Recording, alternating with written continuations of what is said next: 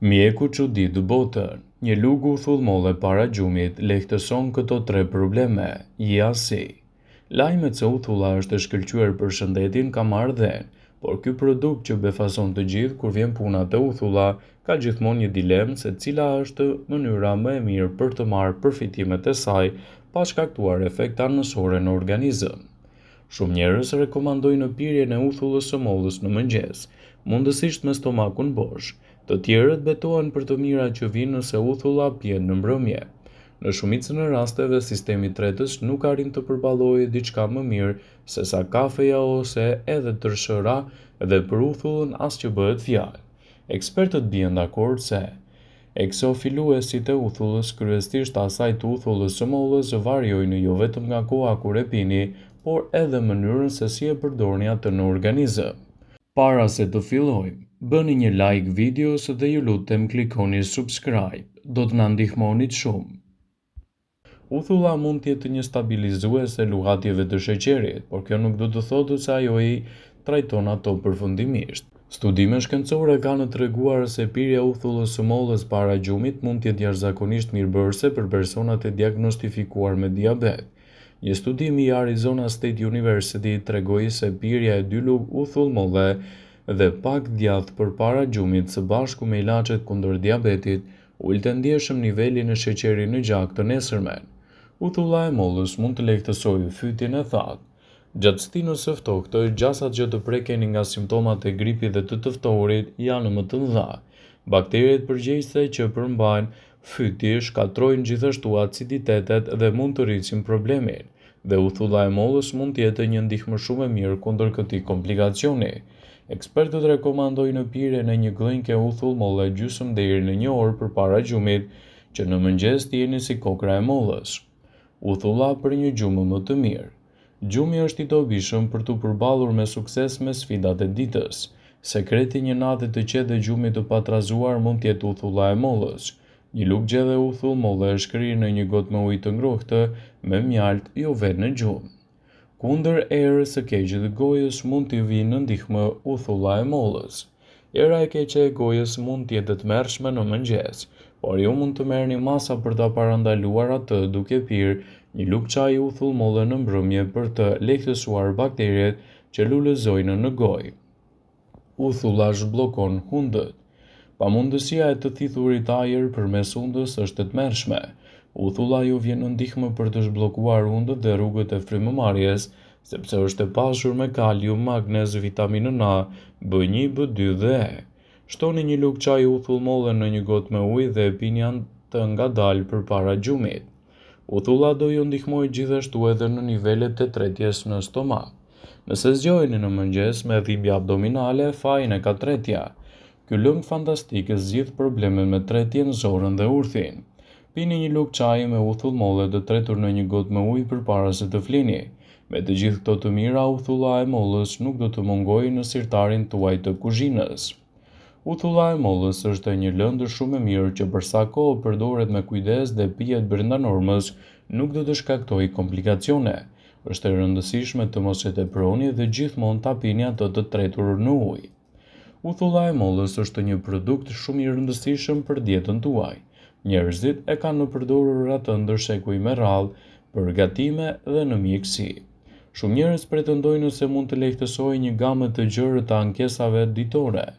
Uthulla e mollës ka veti të ndryshme përfshirë efektet antimikrobike dhe antioksiduese. Për më tepër, provat tregojnë se mund të ofrojë përfitime shëndetësore si humbja e peshës, ulja e kolesterolit, sheqerit, niveleve të tensionit dhe të përmirësojë simptomat tuaja. Sidoqoftë, ekzistojnë shumë thënie, por më e rëndësishmja është të mos konsumoni më shumë se 2 lugë çaji të tretur në ujë çdo ditë. Kështu, nuk do të keni efekte anësore dhe do të merrni vetëm përfitimet e saj. Dhe nëse merrni medikamente të caktuara, është më mirë të flisni me mjekun tuaj përpara se ta shtoni uthullën e mollës në pijet tuaja ose në trajtimet që mund të bëni. Ajo është e lartë në substanca shëndetësore. Uthulla e mollës bëhet duke fermentuar sheqerin nga mollët. Kjo i kthen ato në acid acetik, i cili është një përbërës kryesor aktiv në uthull që mund të jetë përgjegjës për përfitimet e tij shëndetësore. mund t'ju ndihmojnë në shkatrimin e bakterieve të dëmshme. Substancat kryesore në uthull, acidi acetik, mund të vrasin bakteriet e dëmshme ose të parandalojnë shumimin e tyre. Ato njihen gjithashtu si disinfektues natyral.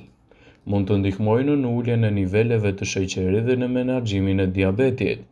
Uthulla e mollës ka treguar premtime të mëdha në përmirësimin e ndjeshmërisë së insulinës dhe duke ndihmuar në uljen e përgjigjeve të sheqerit pas ngrënies.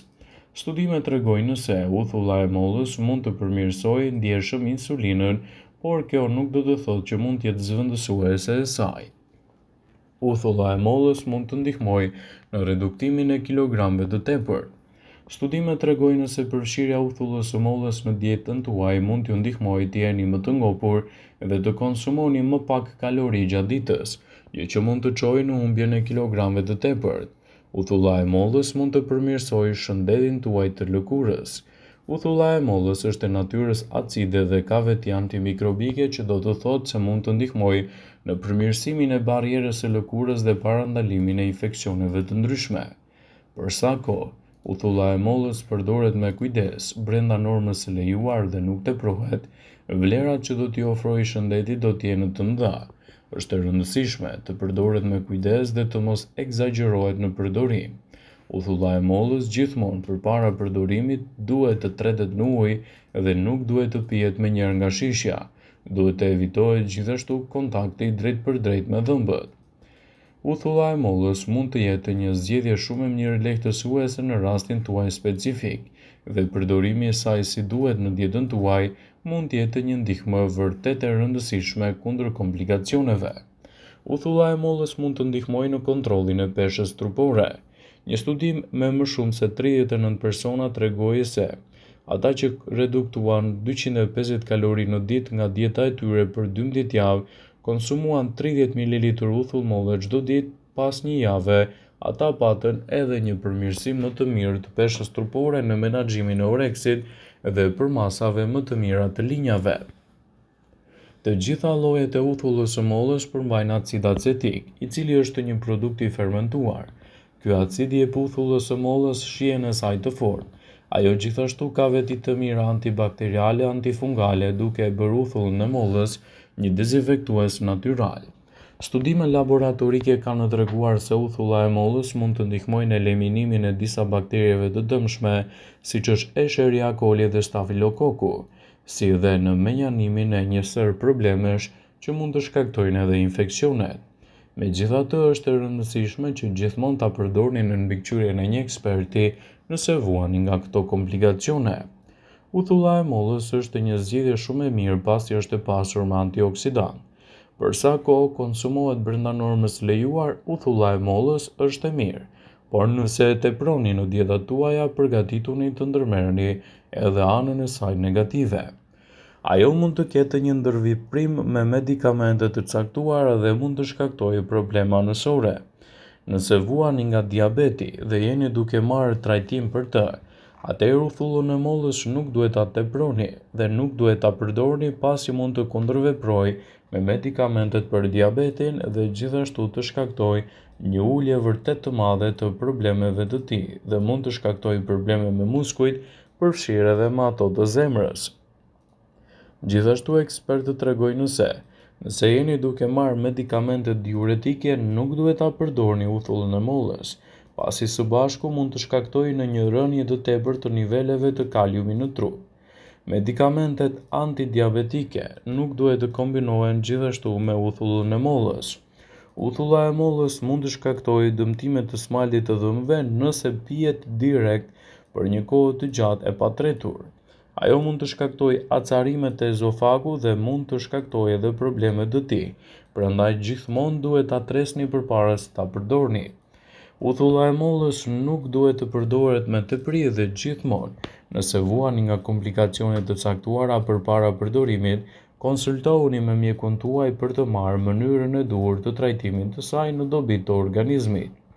Vëmendje, ju bëjmë me dije se informacionet në këtë video kanë në përqëllim që të plotësojnë, të mos zëvendësojnë këshillat e mjekut tuaj ose të ofruesit të kujdesit tuaj shëndetësor. dhe nuk kanë në përqëllim që të mbulojnë të gjitha përdorimet të mundshme, masat paraprake, ndërveprimet ose dhe efektet e tyre negative për shëndetin tuaj.